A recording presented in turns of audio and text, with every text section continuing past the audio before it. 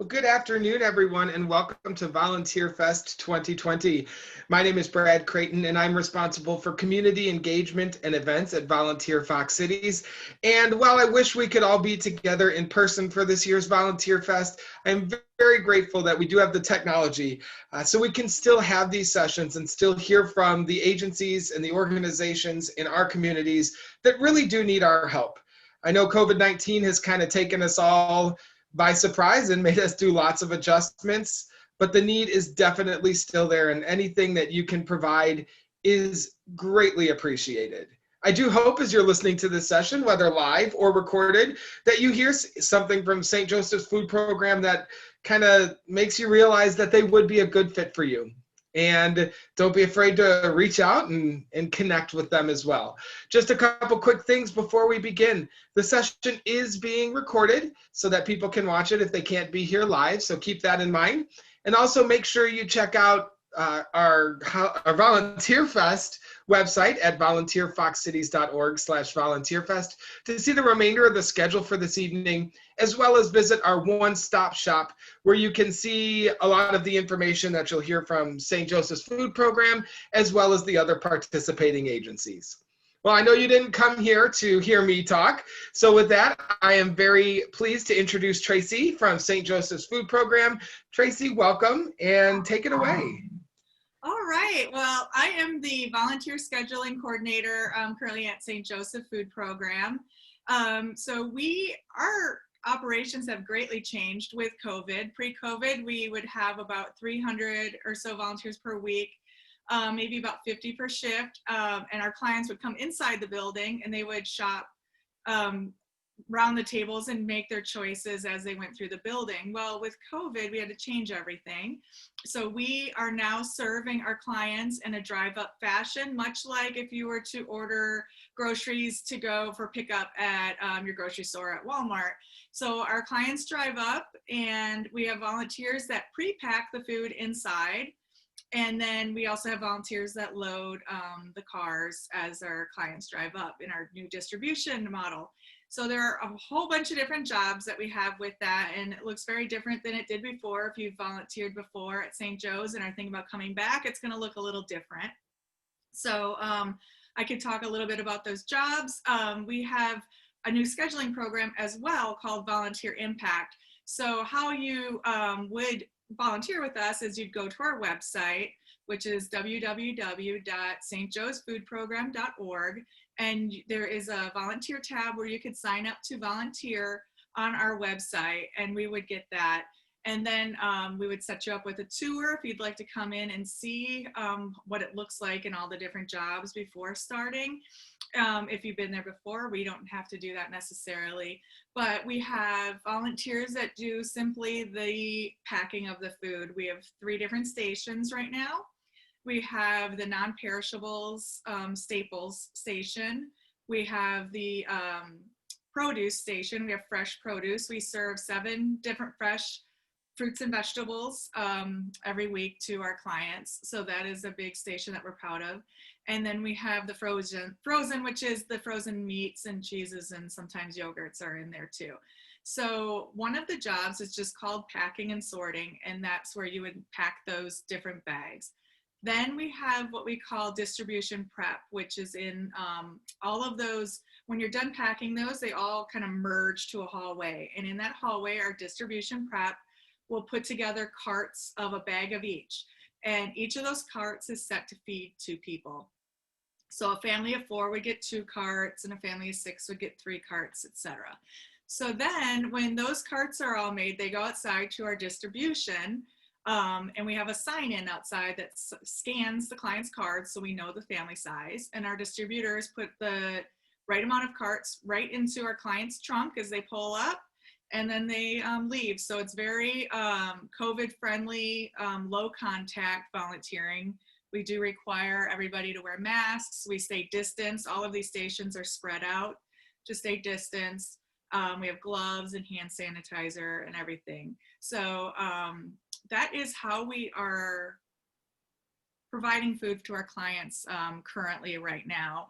We also have positions. We do have a limited delivery service, a home delivery service, just for the clients that really are homebound or don't have a car and can't carry the food on the buses easily and things like that.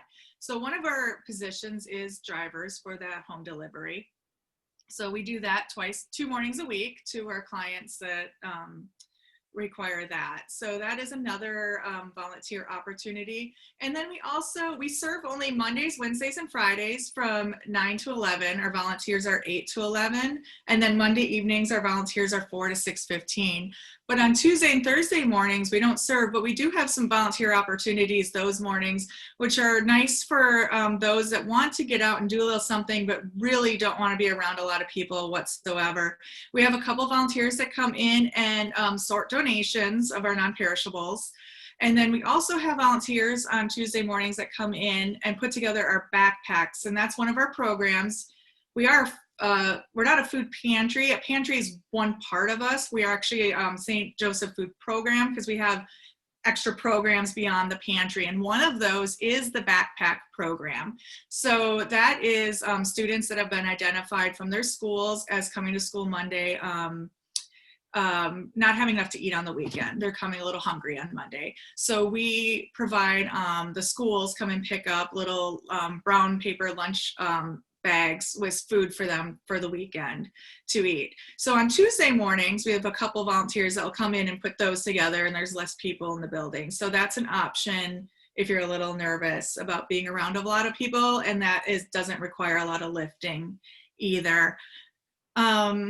So that is pretty much our volunteer opportunities that we have right now at St. Joe's food program. So those are fantastic opportunities. A couple quick questions I know that's going to vary from volunteer position to volunteer position, but how much weight would you say that a volunteer needs to be comfortable lifting to especially do probably the load into the cars would be my guess. Exactly. So the packing and sorting really isn't any lifting because we load up about 8 paper bags on a push cart, and then you put the food into those bags. Okay. And then that push cart goes to the hallway. So you're not really lifting the bags and packing and sorting.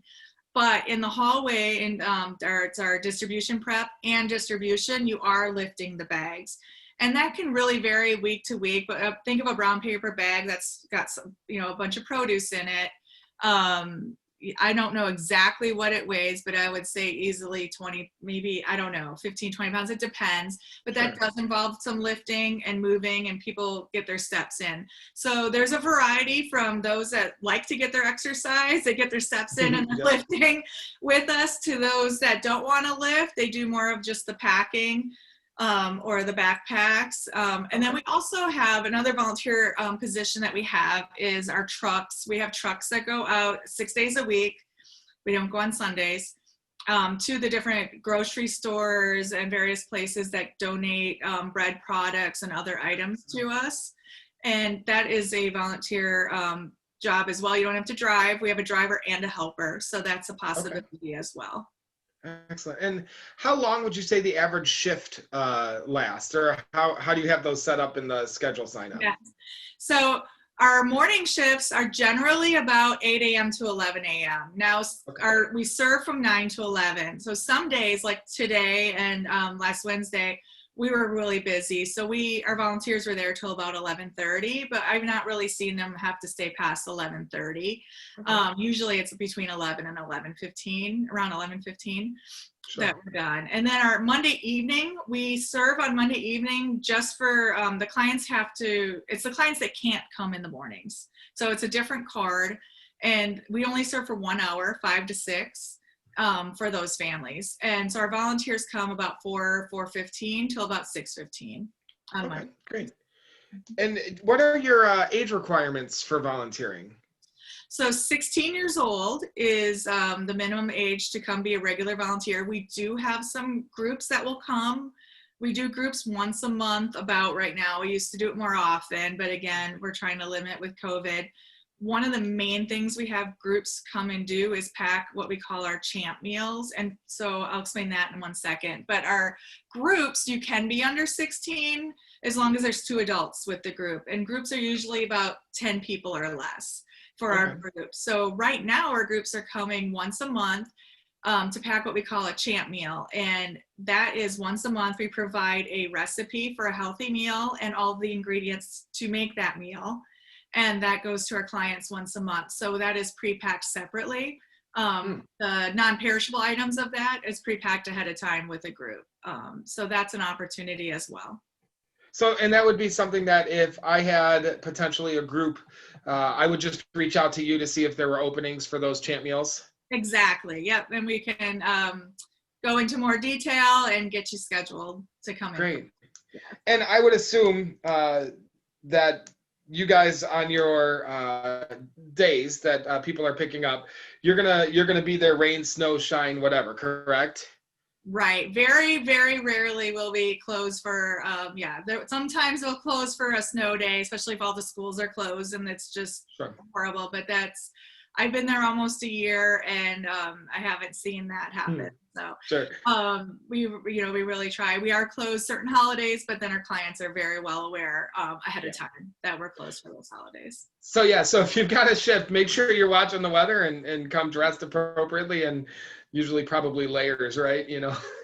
Right, especially our outside help. And now I'll say with that, we are we have construction happening. We've been very fortunate that we are going to have some construction where we are putting in, it starts next week, kind of drive up windows for our clients to drive up to, and our volunteers will be inside and we'll give the clients their food through these drive up windows. Oh, wow. Well, yeah, so that's going to start next week. It'll take obviously a couple of weeks to get it finished, but that'll start next week. So all of our volunteers will be inside then for that model.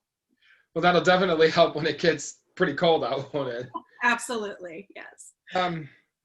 This is a little bit of a step away, but what if somebody wants to donate food? Is there a way to do that? Do they have to donate to somebody else that brings it to you? Is there certain specific items you look for or ask for?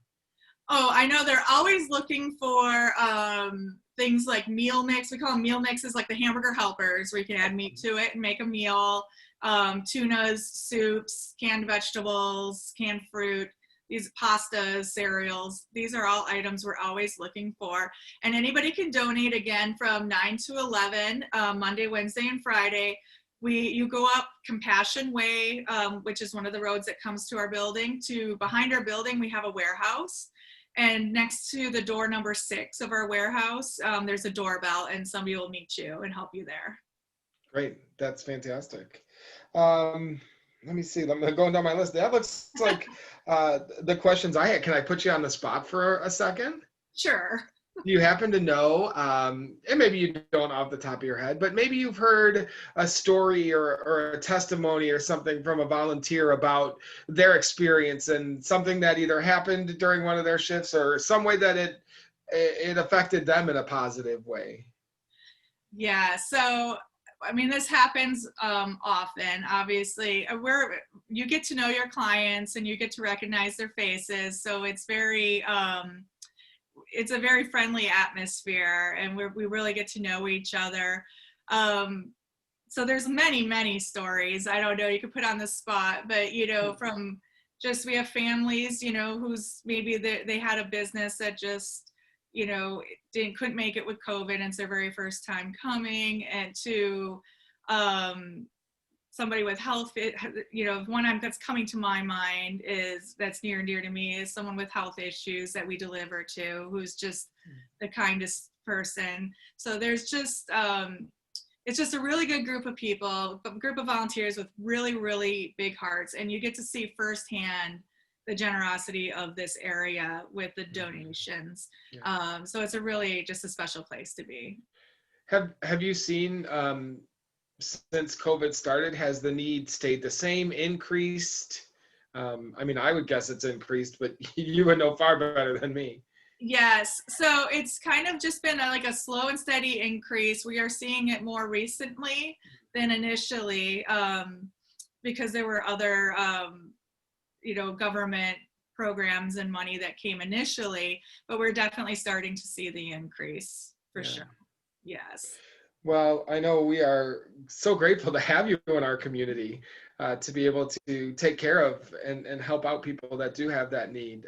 One of the things that has struck me since I moved up here, I don't know, 3 years ago now or so, is just the amount of caring and compassion that people in this area have, who are, people that are willing to volunteer and jump in and help no matter what it is, saying, yeah, I can do that. And it sounds like, your opportunities to volunteer are pretty much things that almost anybody can do.